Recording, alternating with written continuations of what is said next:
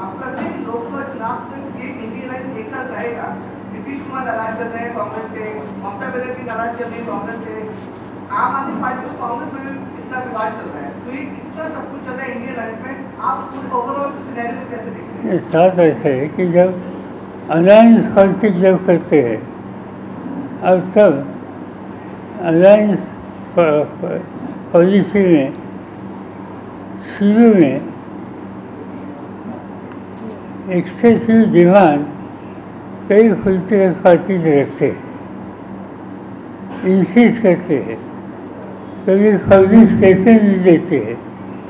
पर general thinking India के partner से ये है कुछ भी हो जाए मिलकर जाइए, कुछ भी हो जाए रास्ता निकालिए, और रास्ता निकालने के लिए जिनका इनसे ज़्यादा वहाँ नहीं है XYZ स्टेट में, उनको वहाँ ध्यान देने के लिए कहिए और रास्ता निकालिए। सर, आपको लगता है कि कांग्रेस ओवर रूल कर रही है इंडियन लाइन, उसको बॉस बनने की कोशिश कर रही है?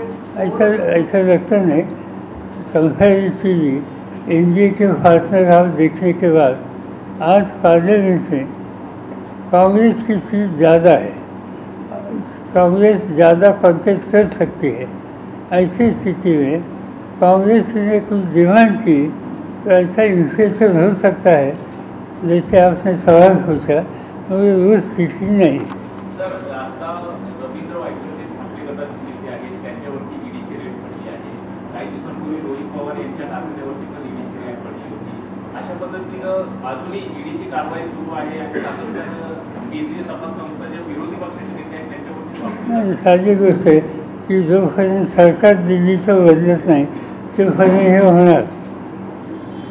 आजचं जे काही वायकरांचं वाचायला मिळालं मला काही डिटेल्स माहिती नाही, पण त्यांच्यावरचा हल्ला असेल किंवा यापूर्वी रोहित पवारांच्या संदर्भातली गोष्ट असेल, या गोष्टी होत असतात.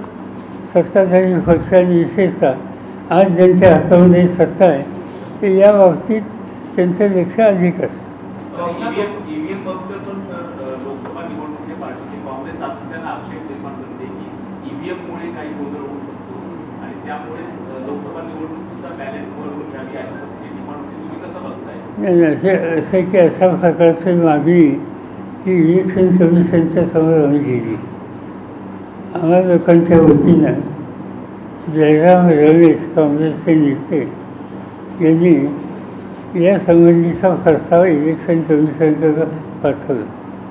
त्या प्रस्तावामध्ये EMच्या संबंधीचा आमचा काही अनुभव आणि यासंबंधी काही दुरुस्त करण्याची शक्यता आणि हा निर्णय घेण्याच्यासाठी इलेक्शन कमिशनने आम्हा लोकांना वेळ द्यावी, आमच्याशी चर्चा करावी, आमचा व्ह्यू ऐकून घ्यावा आणि त्याच्यात दुरुस्ती करावी अशी मागणी त्या ठिकाणी केली होती.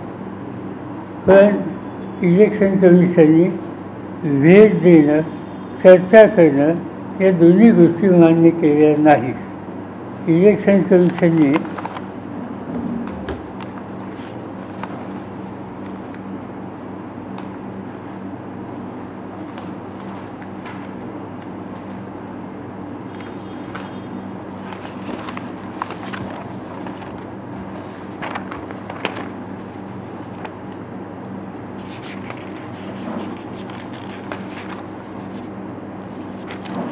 जवळपास 12 पानाचं पत्र त्यांनी जयराम रमेश यांना पाठवलं आहे उत्तर म्हणून, आणि त्या उत्तराचा शेवट की याच्यात काही बदल करण्याची गरज नाही आहे हे उत्तर आहे.